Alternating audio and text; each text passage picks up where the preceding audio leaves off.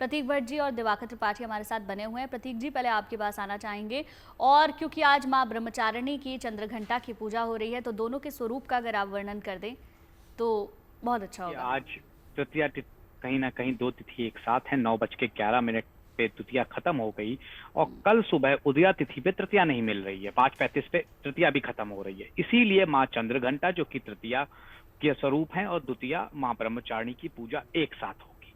जैसा कि आपने प्रश्न किया तो निश्चित तौर पर माँ ब्रह्मचारिणी, जैसे कि नाम से ही समझ में आता है, तपस्वी है और खास तौर से इन्हें तप के लिए जाना जाता है। इन्होंने अपने तप से शिव जी को प्रसन्न किया था।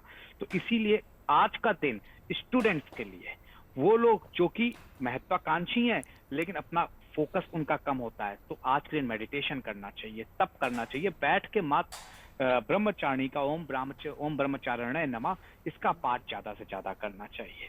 स्वरूप की बात करें तो निश्चित तौर पर माँ चंद्रघंटा की तो एक शांतिदायक और कल्याणकारी माना जाता है। बाघ पर सवार माँ चंद्रघंटा के शरीर का जो रंग है वो स्वर्ण के समान है।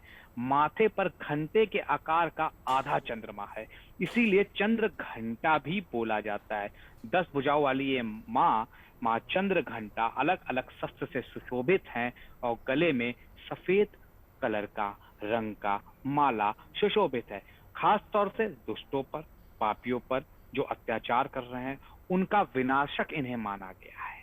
तो जो लोग खासतौर से शुक्र का आशीर्वाद, मंगल का आशीर्वाद लेना चाहते हैं, उन्हें आज के दिन माँ ब्रह्मचारिणी, माँ चंद्रघंटा की पूजा करनी चाहिए। अनेकों तरह के कष्ट से ये दूर करती हैं। उसी के साथ साथ अगर कोई मनोकामना पूर्ति के लिए आप सोचते हैं तो आज के दिन से बेहतर कोई दिन नहीं हो सकता। बिल्कुल। प्रतीक जी लगातार हमारे साथ बने हुए हैं, दिवाकर जी भी बने हुए हैं। प्रतीक जी, हम कल से ही लगातार माँ ब्रह्मचारिणी के स्वरूप के बारे में आपसे जान रहे हैं, समझ रहे हैं, लेकिन मैं और ये समझना चाहूँगी, ऐसे बहुत सारे लोग हैं जो मतलब हम जैसे जो ऑफिस में बैठे हुए हैं, वो कैसे माता की आराधना कर सकते हैं, कैसे पूजन कर सकते हैं, कौन से मंत्रों का उच्चारण कर सकते हैं, उसके बारे में बताइए। तो बड़ा सुंदर प्रश्न आपने किया। कई लोग नौकरी कर रहे हैं, आज मंडे का दिन है, कहीं कहीं पे ईद की छुट्टी नहीं है, तो उन लोगों को खास तौर से इतना सा छोटा मंत्र दे रहे हैं कि आप बैठे बैठे गुंजन मेरे साथ कर सकती हैं। ओम एम हीम क्लीम, ओम एम हीम क्लीम, इसका 108 बार पाठ आप कर लीजिए और बस श्रद्धा से कर लीजिए। जो भी आपकी मनोकामना है या जीवन में जो चाहिए वो इससे पूर्ण किया जा सकता है। अब एक और मंत्र दे रहे हैं, क्योंकि माँ चंद्रघंटा का भी स्वरूप की पूजा आज हो रही है, और आपको जो अभी मंत्र दिया वो बच्चों की शिक्षा के लिए, ध्यान के लिए, फोकस की कमी है, कंसंट्रेशन की कमी है, या फिर कोई मनोकामना पूर्ण नहीं हो रही है।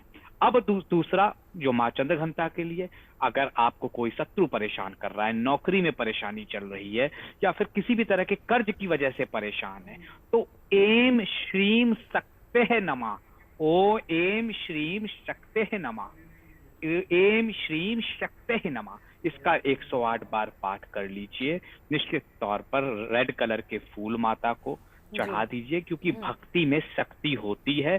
इसे विज्ञान के साथ साथ ज्योतिर्विज्ञान सब बताते हैं। तो निश्चित तौर पर ये दो मंत्र, बहुत सरल मंत्र देने की इसीलिए कोशिश करी है गुंजन, जिससे कि हर किसी तक हम पहुंच पाए, और जिसको आती है पूजा पाठ उनको बहुत ज्यादा क्लिष्ट और कठिन चीजों में जाने की बजाय मैं ये कहूंगा दुर्गा चालीसा या सिद्ध कुंज का स्त्रोत का पाठ करना चाहिए।